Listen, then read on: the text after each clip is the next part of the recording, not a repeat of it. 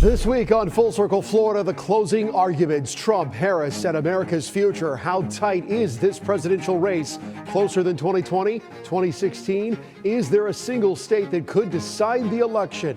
And what would happen if Harris and Trump end up tying in the Electoral College? New insight from our correspondent in Washington on these final days of the campaign. Legal Eagles. How soon will the eyes of this election turn to the courts? A behind-the-scenes look this week at the battle already brewing before the votes are even counted. The war on 4. Governor DeSantis touring the state, speaking out against the abortion amendment. Critics say he's blurring the lines. We discuss, you debate. Welcome in here to Full Circle Florida. Elections can feel like trials in the final days, and as America awaits the verdict on Donald Trump versus Kamala Harris, the votes are being cast and the closing arguments are being made. The question is, will we have a hung jury? This week, my conversation with ABC News Deputy Political Director Averi Harper. Who's already voted? How tight is the presidential race? Is it closer than 2020, closer than 2016? Those were two very close races that going late into election night, people weren't really sure which way it was going to go until the very end. And in 2020, obviously, it took weeks. Right. I mean, we are anticipating that this race is going to be won or lost on razor-thin margins. And so I think that reflects on how we've seen both of these candidates operate in the last few days and in the days that we're going to see as we get closer and closer to Election Day. There is a real emphasis on battleground states for each of these candidates. Places like Pennsylvania, places like Michigan, Wisconsin are places where these candidates are placing emphasis because the electorates there are nearly evenly split. And so it is going to be a real nail biter. We might even be waiting into the wee hours of the day after election night to see what happens. Well, I'm glad you brought up Pennsylvania because they're going to kind of hold us up a little bit because, as you know, their law, for whatever reason, is they don't start counting the early votes until after the polls close on election night. I'm just wondering, is that going to be the single state that people point to, sort of the brick in the dam to break, so to speak, that could decide the election? Or could it come down to several different states in the days and perhaps weeks after the election is over that could be recounted and could be some legal games going on there? Right. Pennsylvania is just one state where that could happen, but it really could be any number of states where we could see the margins be really close, and that could trigger recounts in certain places, right? Or there could be lots of litigation that's put forth by these two campaigns that could also slow down the process. Listen, last time around, back in 2020, we didn't know who won until Saturday, and we could be, waiting days now, but it wouldn't necessarily be a delay in the vote. I think that's really important. What happens if Harris and Trump tie in the Electoral College? What would happen with that? How realistic is that?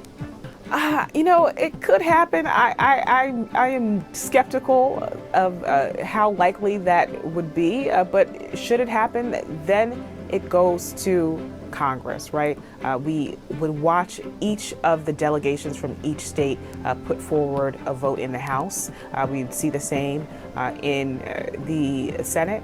And right now we know that the House is run by Republicans. There are more Republicans there than Democrats, and each of these candidates would need 26 votes in order to win. But I don't foresee that necessarily being the case. But of course, that's one of the things that could possibly happen. All possibilities in the final days and the final stretch. Averi Harper, thank you so much for your insight. Appreciate it.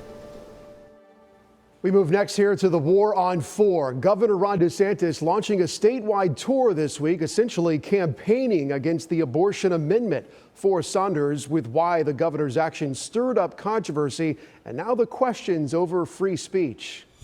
In just 2 days, 3 official press conferences for Governor Ron DeSantis in major metros: Coral Gables, Winter Garden, and Jacksonville. It's great to be back in Jacksonville. The focus, defeating Amendment 4. That's the abortion initiative DeSantis considers too broad and too dangerous. The whole idea is to try to jam this through with a blizzard of lies. If approved, A4 exchanges Florida's 6-week ban for viability, about 24 weeks, with exceptions determined by a, quote, healthcare provider. It lacks definitions and protects, quote, parental notification without mentioning parental consent. There is a bait and switch on the way it was written.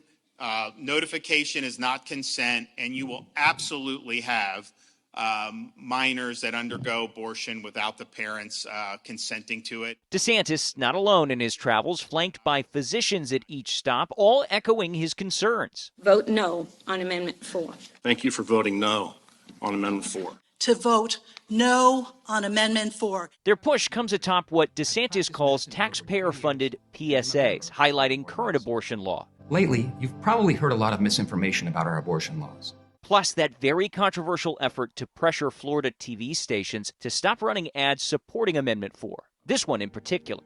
Florida has now banned abortion, even in cases like mine. A Florida health attorney working at the governor's direction sent letters like this, threatening criminal proceedings to stations if the ads weren't removed for alleged false information.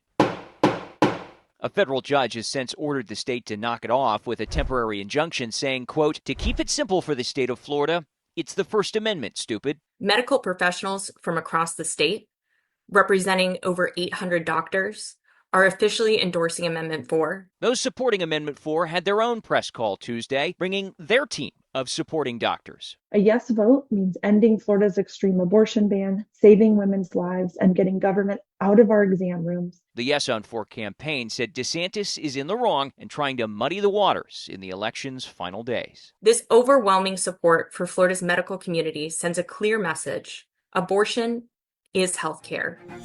Still to come, will this election be decided by you or a judge? New insight next on Full Circle Florida.